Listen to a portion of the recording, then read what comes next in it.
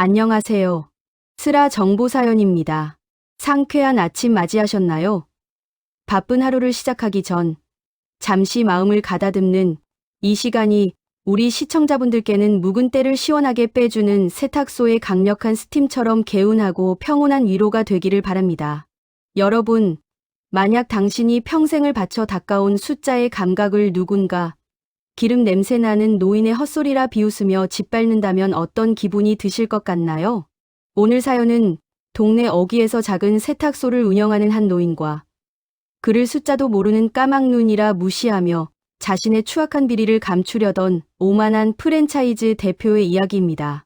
입주민들은 그를 그저 옷이나 기워주는 평범한 할아버지로 알았지만 사실 그의 손끝에는 한 기업의 운명을 단숨에 바꿀 수 있는 어마어마한 내공이 숨어 있었죠.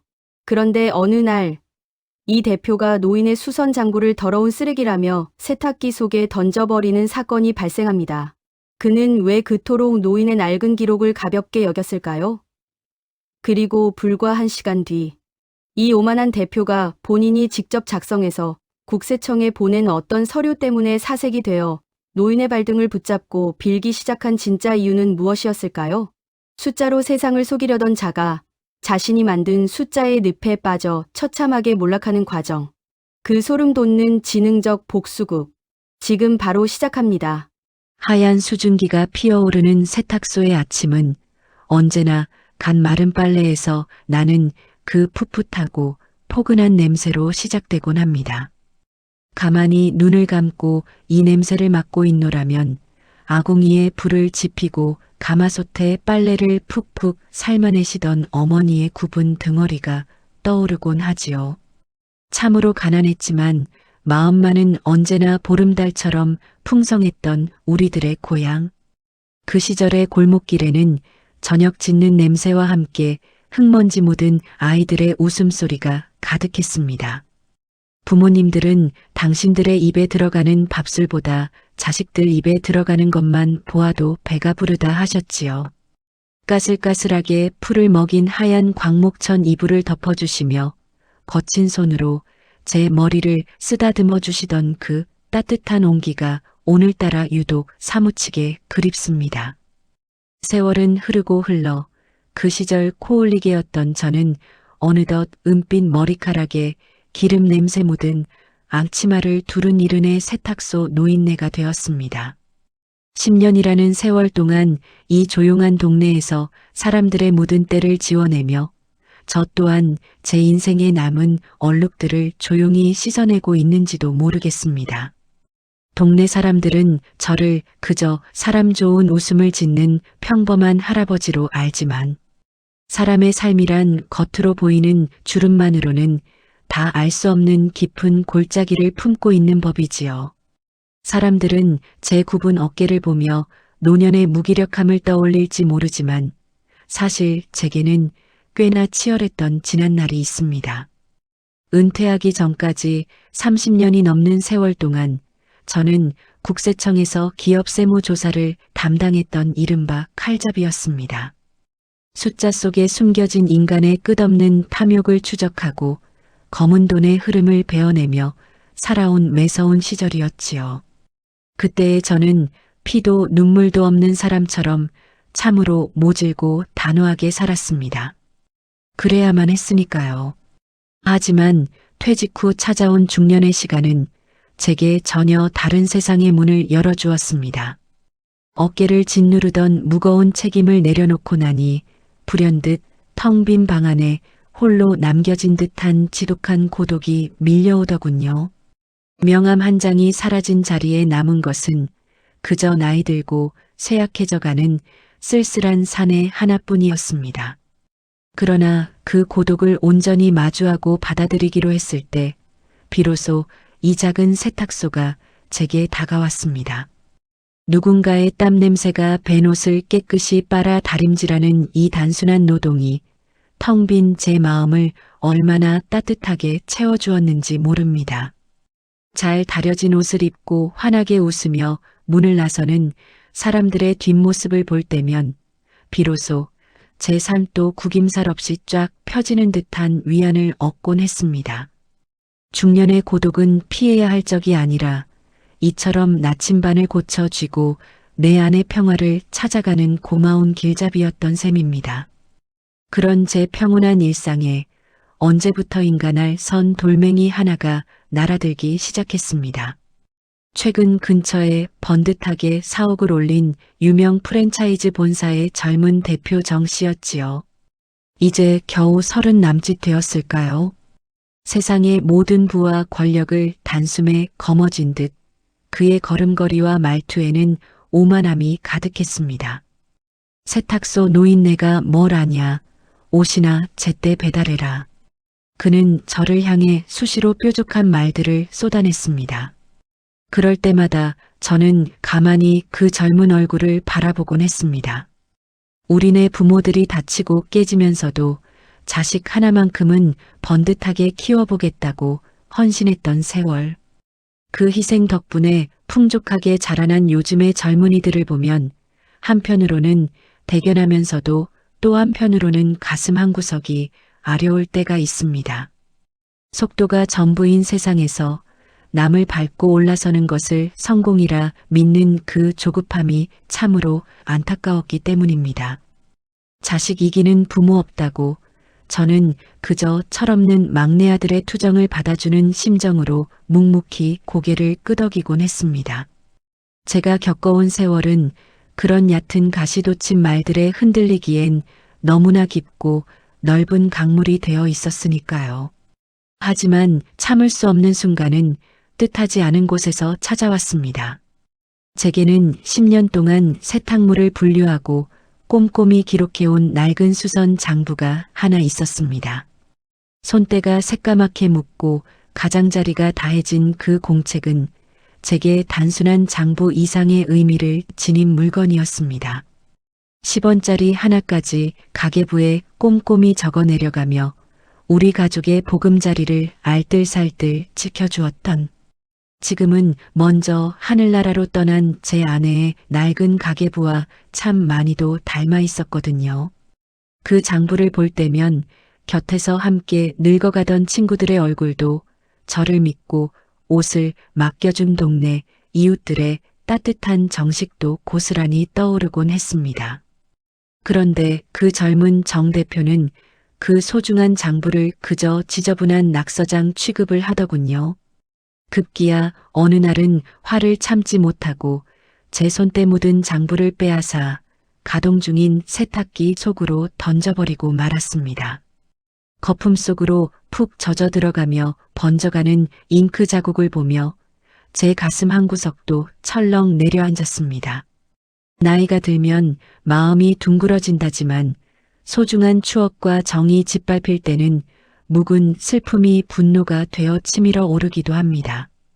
평생을 함께해 온 배우자의 온기, 세월을 나누었던 친구들과의 우정, 그 모든 것이 부정당한 것만 같은 깊은 상실감이 세탁기의 소음과 함께 소용돌이쳤지요.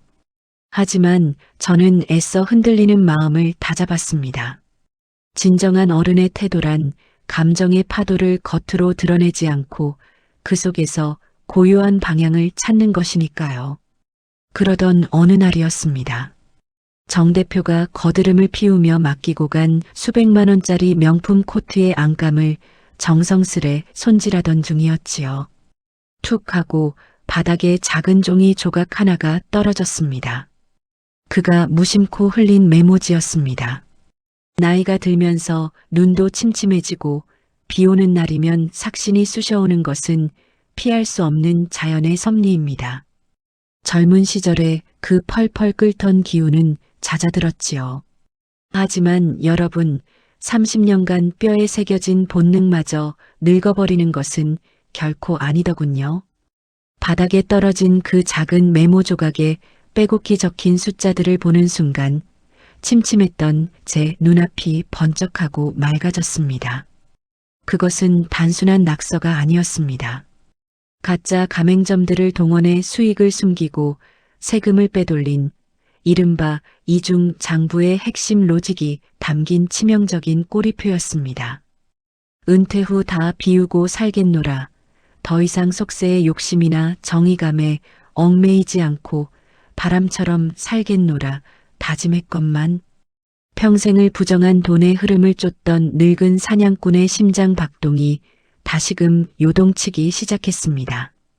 건강을 잃고 세월에 풍화되어도 우리 가슴속 깊은 곳에 자리한 각자의 업과 정신은 결코 쉽게 사라지지 않는다는 것을 그때 깨달았습니다. 저는 그 메모 조각을 들고 정 대표에게 다가가 조용히 건넸습니다. 대표님, 주머니에서 중요한 것이 떨어졌나 봅니다. 순간 그의 얼굴이 하얗게 질리더니 이내 시뻘겋게 달아오르더군요. 두려움을 숨기기 위해 인간은 때로 더욱 사나워지는 법이지요. 그는 오히려 적반하장으로 제게 소리를 질렀습니다. 영감님, 남의 일에 참견 말고 찌그러진 장부나 다시 써요. 아, 글자는 쓸 줄 아나? 당신 같은 노인네가 숫자 좀 본다고 뭘 알겠어? 괜히 아는 척하다가 명예훼손으로 감옥 가기 싫으면 닥치고 옷이나 빠세요. 그 모진 폭언이 세탁소 안을 날카롭게 핥히고 지나갔습니다. 젊은 시절의 저였다면 당장 그의 멱살을 잡고 신분증을 내밀었을지도 모릅니다. 하지만 예순을 넘기고 이른을 바라보는 지금의 저는 다릅니다. 비우는 삶을 배운다는 것은 상대의 어리석음을 나의 분노로 채우지 않는 법을 아는 것입니다. 저는 그저 허허 웃으며 그의 얼굴을 바라보았습니다. 독을 품은 말은 결국 그 말을 뱉은 자의 영혼을 갉아먹을 뿐이지요. 저는 이 젊은이가 스스로 파놓은 깊은 수렁 속에서 얼마나 허우적대고 있는지 그 불안한 영혼의 떨림을 한눈에 간파하고 있었습니다. 사실 정 대표는 최근 국세청의 강도 높은 정기 세무조사를 앞두고 있었습니다. 어떻게든 앞뒤가 맞지 않는 숫자들을 끼워 맞추려 밤잠을 설치며 안달이 나 있었을 테지요. 그는 제가 그저 운 좋게 메모를 본 무식한 늙은이라 생각했겠지만 저는 그 짧은 찰나에 그가 저지른 탈세 로직의 가장 치명적인 허점을 이미 꿰뚫어 본 상태였습니다. 저는 한 걸음 다가가 세상에서 가장 순박한 표정으로 슬쩍 미끼를 던졌습니다. 대표님, 제가 참 무식해서 그러는데 아까 그 종이에 적힌 숫자들이 묘하게 합계가 안 맞는 것 같아. 노파심에 그랬습니다. 제가 평생 세탁소 장부 쓰며 숫자 맞추는 데는 도가 텄거든요. 제가 그 솜씨로 살짝 맞춰드려 볼까요? 그의 눈동자가 잠시 흔들렸습니다. 그러나 이내 자만심에 흠뻑 빠진 그는 저를 비웃으며 자신의 회계자료 일부가 든 USB와 서류 뭉치를 제 카운터에 툭 던졌습니다. 그래요? 어디 한번 노인네 실력 좀 봅시다. 완벽하게 고쳐오면 내가 수고비로 용돈이나 넉넉하게 줄 테니까. 참으로 슬픈 일입니다. 눈을 뜨고 있어도 절벽을 보지 못하는 그 교만한 말입니다. 삶을 살아가며 우리가 진정 경계해야 할 것은 늙고 병드는 육신이 아니라 자신만이 세상에서 가장 똑똑하다고 믿는 마음의 병일 것입니다. 그날 밤 저는 모두가 잠든 고요한 세탁소 구석의 낡은 책상 앞에 앉았습니다. 스탠드 불빛 아래서 돋보기 안경을 고쳤으며 서류와 모니터를 번갈아 보았지요. 오랫동안 쓰지 않아 굳어있던 손가락들이 숫자를 마주하자 옛날의 기억을 떠올린 듯 건반 위를 춤추듯 움직이기 시작했습니다. 저는 그가 준 자료를 참으로 완벽하게 고쳐주었습니다. 겉으로 보기에는 수입과 지출의 합계가 단 1원의 오차도 없이 딱딱 맞아떨어지는 흠잡을 데 없는 완벽한 장부였습니다. 하지만 그 속내를 들여다보면 이야기는 완전히 다릅니다. 저는 그 숫자들의 배열을 미세하게 비틀어 놓았습니다. 그것은 국세청이 자랑하는 첨단 AI 추적 시스템이 가장 먼저 붉은색 경고등을 울리며 잡아내는 이른바 전형적인 기획 횡령 패턴의 알고리즘으로 짜맞춘 것이었지요. 30년 베테랑 조사관의 눈과 손으로 그가 스스로의 목을 조르는 자백서나 다름없는 올가미를 완성한 것입니다. 이것은 단순한 복수가 아니었습니다. 세상을 너무 우습게만 보는 길 잃은 젊은이에게 인생의 선배로서 그리고 먼저 세상을 살아간 어른으로서 내리치는 무겁고도 아픈 침묵의 회초리였습니다. 다음 날 아침 제가 건넨 서류를 확인한 정 대표는 혀를 내두르며 기뻐했습니다. 영감님 이거 완전 예술이네. 장부 쓰던 짬밥이 무섭긴 무섭네. 그는 제가 쳐놓은 함정인 줄은 꿈에도 모른 채 그 조작된 자료를 당당하게 국세청에 소명 자료로 제출했습니다. 모래 위에 지은 성이 얼마나 허망하게 무너져 내리는지 그는 전혀 알지 못했지요. 그리고 채 1시간이 지나지 않았습니다. 평화롭던 동네에 요란한 사이렌 소리가 울려 퍼졌고 국세청 조사관들이 그의 번듯한 본사 사옥으로 폭풍처럼 들이닥쳤습니다. 본인이 스스로 완벽하다며 직접 제출한 그 자료가 빼도 박도 못하는 결정적인 스모킹 건이 된 것입니다. 그 서류 한 장을 시작으로 감춰져 있던 비자금, 로비 내역, 가맹점 갑질까지 꼬리에 꼬리를 무는 그의 썩은 비리들이 줄줄이 고구마 넝쿨처럼 터져나오기 시작했습니다. 우리가 한평생을 살아가며 뼈저리게 배우는 진리가 하나 있지요. 땀 흘리지 않고 얻은 것, 남의 눈물로 쌓아 올린 탑은 결국 작은 바람 한 점에도 형체 없이 무너지고 만다는 사실입니다. 정직하게 하루하루를 살아온 우리네 평범한 이웃들의 굳은 살 박인 손이 결국 세상에서 가장 강하고 아름다운 것이란 사실을 그는 몰랐던 겁니다. 사색이 된 얼굴로 헐레벌떡 세탁소로 뛰어들어온 정 대표는 털썩 제 앞에 무릎을 꿇었습니다. 교만했던 두 눈에는 걷잡을 수 없는 공포와 눈물이 범벅되어 있었지요. 영감님, 제발, 대체 당신 정체가 뭡니까? 왜 저한테 이러시는 겁니까? 바들바들 떠는 그의 어깨를 내려다보며 저는 한참을 말없이 서 있었습니다. 그리고는 세탁기 속에서 거품에 녹아내려 이제는 글씨조차 알아볼 수 없는 제 낡은 수선 장부에 젖은 펄프 덩어리를 그의 두 손에 조용히 쥐어주었습니다. 대표님 아시겠습니까? 숫자는 결코 거짓말을 하지 않습니다. 세상의 모든 이치도 이와 같지요. 저는 따뜻한 수건으로 제 손을 닦으며 그에게 마지막 인사를 건넸습니다.